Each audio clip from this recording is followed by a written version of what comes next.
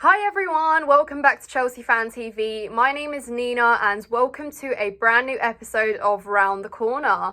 This is the show where I offer my score predictions, what to expect from our next fixture, who could be benched, who could start, and what I would like to happen. And if you've watched any of these episodes so far, you will know that I have not been particularly correct with my score predictions because Chelsea dropped a lot more points than any Chelsea fan anticipated for the start of the season. But it's all about the optimism. It's all about looking forward and thinking positive. So here we go again. Groundhog Day. Is it going to be 3 points for Chelsea?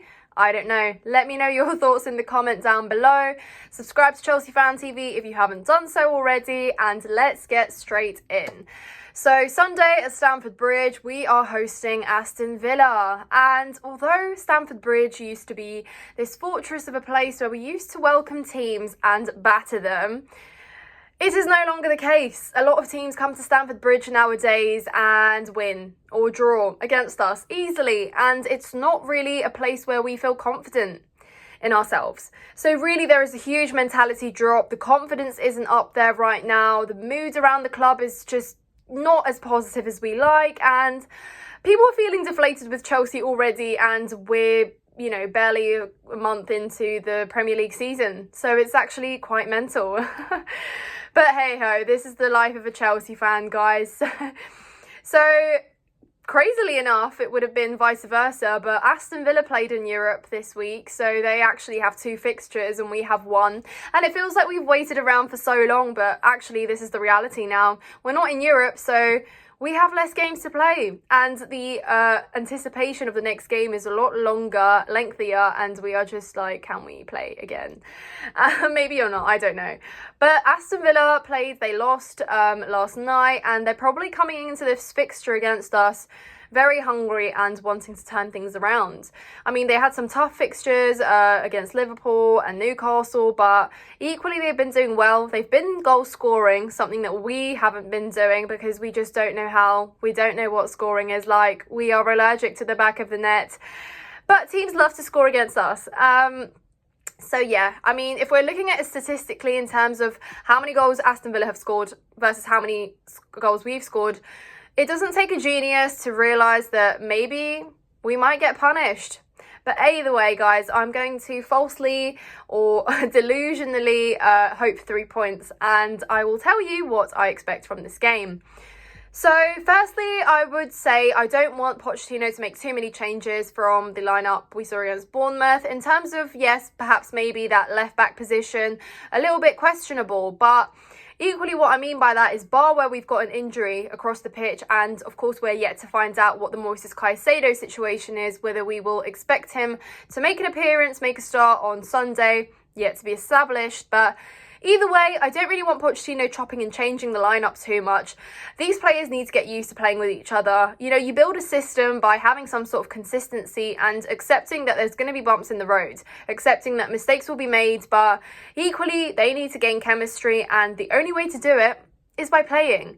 So I'd start Mudryk, 100%. That front 3 needs to be Mudryk, Jackson and Sterling, for the reasons that they need to get used to playing with each other. And if we keep banging on about Mudryk getting that run of games where, that's where his confidence comes from, then I'm absolutely an advocate that we need to give him those run of games. And he has shown that he's got the mentality for it. He wants to prove himself. He does try. I think he was very heavily involved in our attack in the Bournemouth game, despite the result and despite him getting subbed off. But I think that what he did on the pitch looks good for the most part. You can see kind of in the decision making in the end, kind of final third is lacking, but that comes with confidence. The more he plays, the more he'll be able to make those decisions.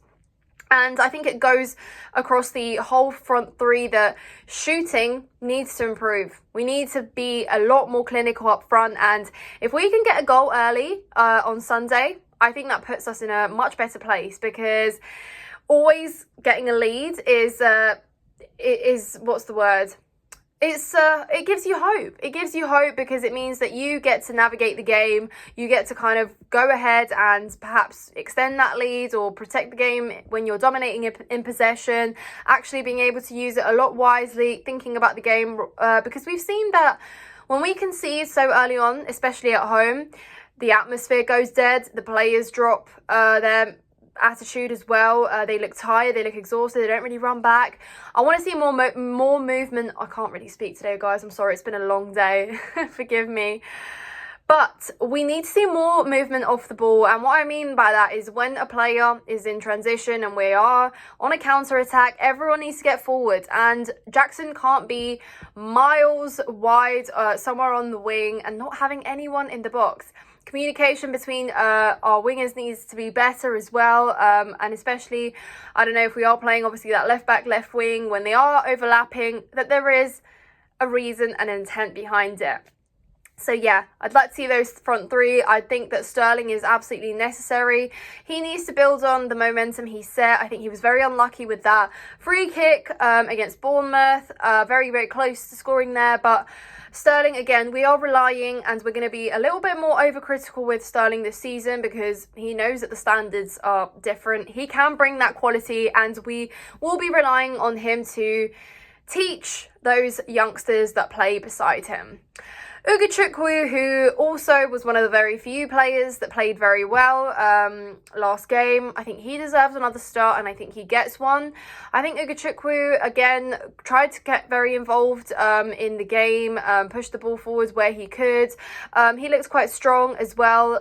Very young, but what he showed looked promising. So I think Pochettino deserves to be given a chance by Pochettino once again. So we probably see him start there alongside Enzo and Gallagher. And of course, like I said, Caicedo is sitting on the fence right now in terms of does he play, does he not. But guys, I'm sure that we're all in unison when it's fingers crossed that it's not a serious one. Otherwise, honestly, who has cursed us? Anyways, moving on. Let me know, guys. I'm really intrigued to find out what your opinion on Levi Colwill playing as a left back is. I think he grew up playing as a left back, but he isn't actually a left back, and I don't think he feels particularly comfortable in that position there. And a lot of people are saying he's a centre back, play him as a centre back. And he's been great with Thiago Silva. They've been building on something there. So again, I don't know if it's the right call to chop that and try that out. Same as kind of how we tried to play Chilwell as a winger there. So for me, I think that Chilwell should start, and Colwill and Thiago Silva should be paired alongside him. And on the right-hand side, of course, our Malo Gusto. And I know that Reece James is probably going to be available quite soon, which I'm very happy about. But I think Malo Gusto is building on something, and he's improving, and you can see that his confidence is rising with every game he plays. So I don't really want to disrupt that. I want him to flesh out as much as he can from his game in that position, get used to playing up against the best wingers in the Prem, which is how he gets better, essentially, so that in the future, when God forbid Reece James is out and injured again, we have that reliable number 2 in that position, and you're not seeing a dramatic change in quality there from Reece down to our second pick right back. So yeah, I think that team needs to get used to playing with each other. They need to get used to essentially just playing. It's as simple as that, guys. And I know that mistakes are going to be made along the way, but we just need to be prepared for that. We need to accept that they're young players, they're going to make mistakes, and we have to allow them to do that regardless. Everyone else had time. We have literally had an entire new squad, and they've only got to know each other over summer. Literally played name games 2 months ago, and now are expected to be this cohesive brilliant Chelsea team. And I believe we get there, but I would like to see, for a change, us scoring a goal on Sunday. That would be a brilliant starting point. Scoring a goal first, taking the lead at home would be absolutely fantastic. I think we do concede, though, because I just think we're still not at that level where I just know a silly, sloppy mistake, maybe in midfield or defence, is going to cost us that goal. And I mean, we've seen that Aston Villa can be very clinical. When given the opportunity, they can finish their chances, and they probably punish us. Now, the question is, do Aston Villa get a second? Can Chelsea get a second? And I think one is very much likelier than the other. And I think you know which one that is. I think Aston Villa could very much score a second against us, which results in a defeat. Can we keep a draw is the question. And I've been sitting on the fence with this one, guys, and I really did think about it. And I would love to say maybe 2-1 for Chelsea, but I don't quite believe we're there. So I'd probably take a draw. I'd probably take the 1-1 draw. I would be disappointed. Don't get me wrong. I'd be disappointed with the 1-1 draw, and obviously even more disappointed with a defeat. But still, I think realistically we've got to look at things. But that being said, do I delusionally put a 2-1 win for Chelsea out there? Maybe if I manifest it, maybe it happens. Can a 2-1 victory be round the corner for Chelsea, guys? I don't know. Let me know. Maybe you're going to be laughing at me in the comments and say, Nina, you are losing, and you are losing miserably. But guys, we really need to crawl up further in the Prem, and I'm going to continue emphasising that point until we do. Otherwise, it's going to be a long season, guys. Anyways, subscribe to Chelsea Fan TV, check out my personal channel, Nina's Chelsea Corner, like this video, comment down below your thoughts, your score predictions, and I will see you in the next one. Thank you so much for watching, guys. Take care.